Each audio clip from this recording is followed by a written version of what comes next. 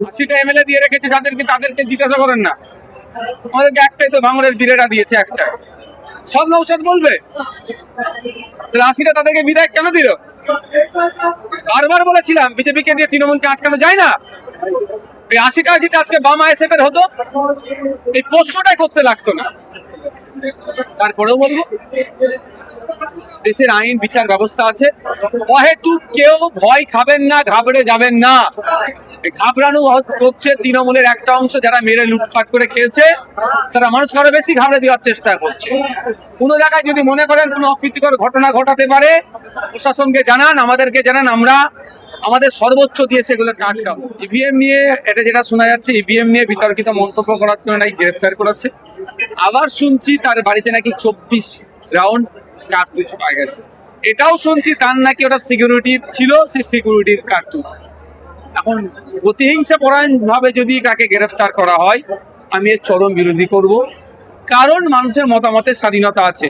EVM নিয়ে যদি কেউ বলে, কারো যদি রাগ হয়, সেজন্য অন্যায়ভাবে তাকে ফাঁসিয়ে যদি গ্রেফতার করে, আমি তার বিরুদ্ধে। এবার এটা এবার বিচার হবে। ওই কার্তুজ কাজ ছিল না ছিল কি ছিল, সময় পরিকাঠামোতে আছে, প্রত্যেকের রেসপেক্ট আছে। ফরমার চিফ মিনিস্টারের যে ক্যাটাগরির সিকিউরিটি প্রোভাইড করা দরকার, তাকে সে প্রোভাইড করতে হবে। নওশাদ সিদ্দিকী এমএলএ হিসাবে যে নিরাপত্তা পাওয়ার দরকার, সেটা কিন্তু মমতা ব্যানার্জি দেয়নি, ফলে কোর্টে গিয়ে নিতে হয়েছে। দ্বিতীয় কথা, একজন এমপি হিসাবে যে নিরাপত্তা পাওয়া দরকার, সেটা তাকে দিতেই হবে। অভিষেক বাবুর ক্ষেত্রে সেটা হয়েছে। এবার পুরাতন একটা রাগ আছে, আমি আপনি সবাই জানেন, ওপেন সিক্রেট। অভিষেক বাবুর সাথে শুভেন্দু অধিকারী একটা পুরাতন আজকি আছে। এই সুযোগ তিনি পেয়েছেন, কাজে লাগাচ্ছে। এটা অভিযোগ ছিল শুভেন্দু বাবুকে নাকি দীর্ঘক্ষণ কলকাতাতে সিগন্যালে দাঁড় করিয়ে রেখে দিত, তখন ওরা সুযোগ পেত। তবে এই রাজনীতিতে আমি নাই।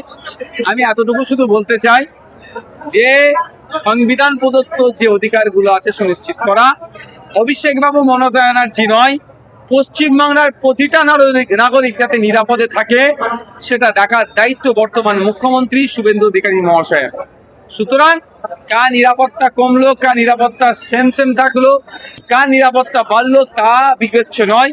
বিবেচনার মধ্যে থাকবে প্রত্যেকটা নাগরিক যেন নিরাপদে থাকে। বলছি, ক্যানিংপুরের মাটিতে যে আইএসএফ টানা 15 বছর ধরে তাদের ফ্ল্যাগ মারতে যথাযথভাবে ব্যর্থ হয়েছে, সেখানে দাঁড়িয়ে বিজেপি ক্ষমতা এসে আমার একই গল্প যে ক্যানিংপুরের মাটিতে বিজেপি দলীয় পতাকা ছাড়া অন্য কোনো দলীয় পতাকা না যেন সেখানে প্রতিষ্ঠিত হয়। কি বলবেন?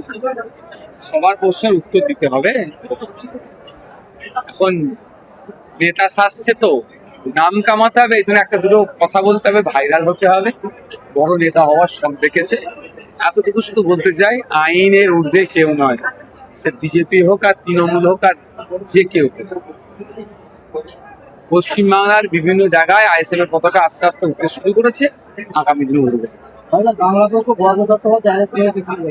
কি কারণে হয়েছে ভাই?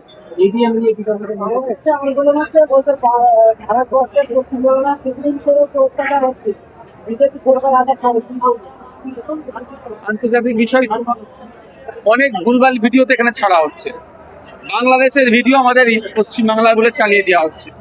আমি আপনাদের মাধ্যমে সাধারণ মানুষকে বলবো, এগুলো সতর্ক থাকবে।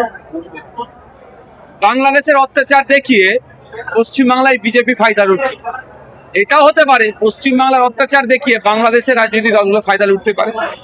দেশের অভ্যন্তরীণ ব্যাপার আমরা বুঝবো, বাংলাদেশের অভ্যন্তরীণ ব্যাপার তারা বুঝবে। তবে বৃহত্তর স্বার্থে বাঙালি আমরা, সে স্বার্থে আমরা ভালো খারাপের পরামর্শ দিতে পারবো। অনুরোধ এতটুকুই, কারোর কথায় উত্তেজিত হবেন না, law and order situation create হোক, কাজ করবেন না। যদি মনে হয় এখানে বিশৃঙ্খলা কে করতে চাইছে, লোকাল থানায় কমপ্লেন করে আমাদেরকে জানান, আমরা যাতে প্রশাসন ব্যবস্থা গ্রহণ করে সর্বোচ্চ চেষ্টা করব। অনুরোধ করছি, ফেক ভিডিও সার্কুলেট করবেন না।